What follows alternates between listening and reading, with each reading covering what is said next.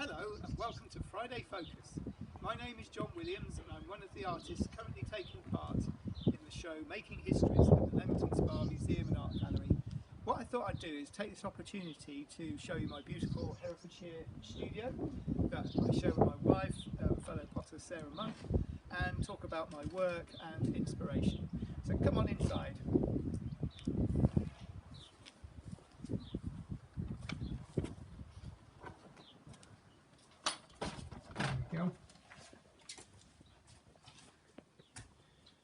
So as well as doing making our own work here, we also provide workshops. We do a lot of experiences with people of all ages and abilities. So you can come and do an hour and a half, or you could come and do a day or a whole weekend. So we have lots of spaces where you can come and do this. We have about 4 different studio spaces. This is what we call the showroom. In here, this is quite a cutesy little studio that we call the potting shed through here. We've got lots of other little spaces where people can wait while they're waiting to do their experience. So this is quite a nice little cutesy space here as well. And then come on in. So in this space here, we probably get 4 people doing a workshop, a potter's wheel experience. They all take a turn on the wheel and watch each other. So I'm going to take you now into the main studio, which is when Sarah and myself get the opportunity to make our own work for exhibitions. This is where we're likely to make it. And the room, also when we're doing workshops, we'll set it up differently every time. So if we're doing a potter's wheel day or a weekend, we'd have our 8 potter's wheels down the front of down the middle of the workshop in a nice line as well. But it's a lovely, lovely space. As I say, the furniture and the wheels are all interchangeable, and this is where we do most of our activities and the majority of our making. Down the bottom here, which I'd like to show you now, are some examples of my work. So if you follow me down to this end of the studio, I will talk you through some of the pieces that I make.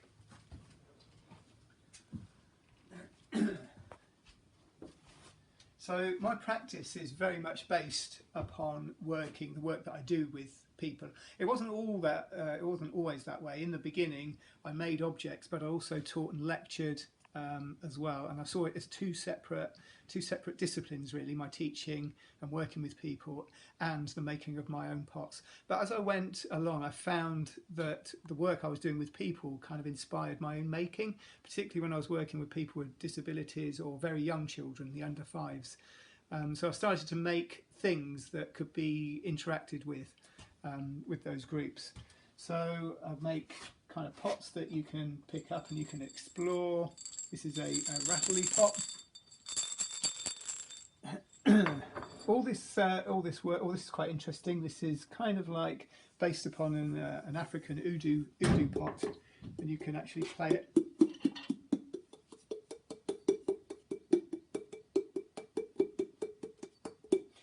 What else have we got here? These are some lemon sculptures as well. Oh, these were part of a big exhibition called Sensational Clay, and it was a solo touring show. It went all over the country, and all my work could be accessed. You could touch it, you could feel it, you could smell it. It was all based on the 5 senses. So these ones actually smelt of lemon. So if you pick them up, there was lemon essence inside them, and they kind of rattled as well. But you could also have a smell. So I was using lots of scent. Also on show I have these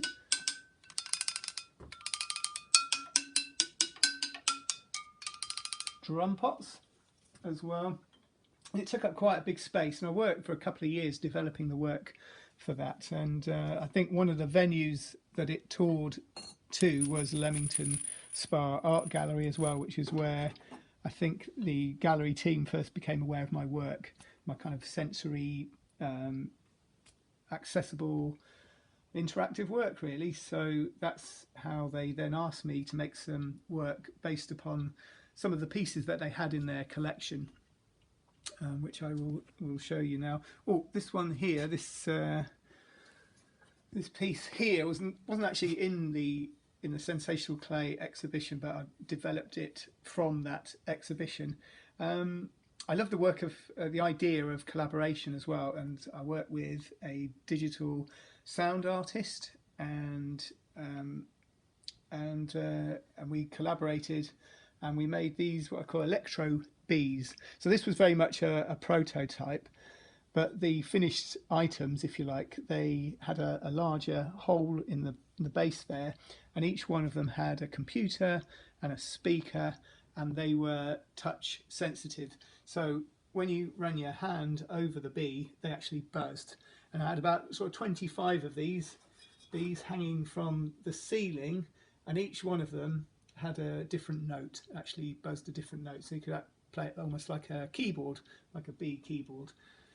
So again, it's just adding another layer of interaction to the work as well. That whole, I'm interested to see how people react with my work and different pieces. I think these are quite a lot of rattled pots, but I like the idea when you pick this one up, you get this nice little surprise underneath.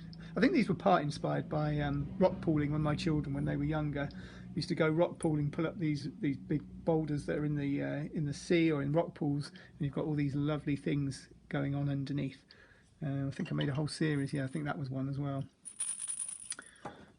But I'm making very, very playful in the actual making process as well as the finished items as well. This is quite a nice piece of sensational clay. I had 10 of these plates. They were doodle plates, and again they were just there on the table surface and allowed people to actually sort of feel the different textures. Anyway, over here we have got some of the pieces that were similar to the work that's actually in the exhibition. The work that I was shown a Peruvian whistling jar, and it was a pot that was, when it was half filled with water and you tilted it, it actually makes a whistling noise. If you go online, you can see lots of, if you Google Peruvian whistling pots, you'll see no end of these things on there. And for me, interested in sound and ceramic, it was perfect. So the first thing I did, I went away and thought, well, I like the whistling part of it. I'll have a go at making an ocarina. So just to see what sounded like being pushed through ceramic. So,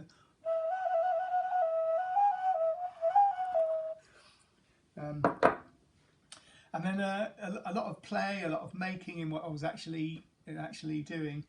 And these pieces here, these are some of the ones that were a part of that journey, really. So they didn't end up in the actual exhibition, but they're ones that I've got here that I can sort of still demonstrate. So as well as making the pieces, when I was testing them, I found it very therapeutic just playing with the water and the ceramic and the sound as well. So I don't know whether you can hear that, this little fella here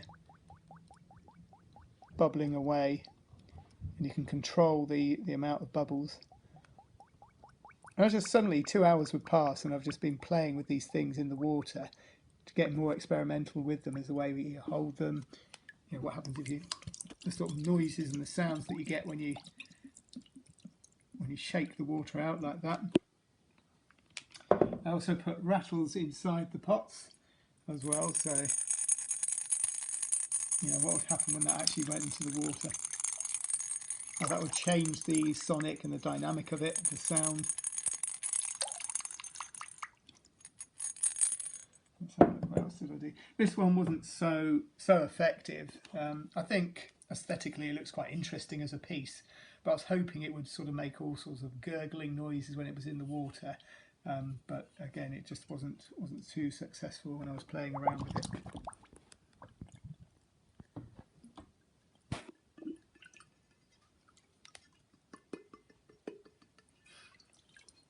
But this particular piece I really enjoyed.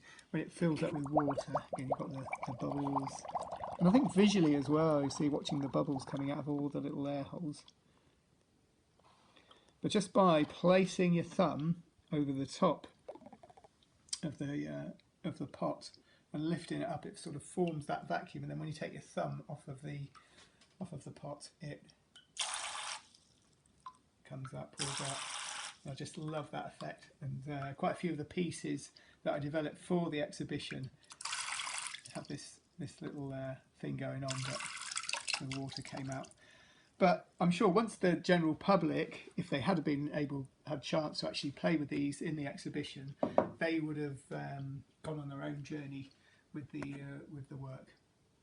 So there you go. That's a little insight into to where I work and some of the things that inspire me.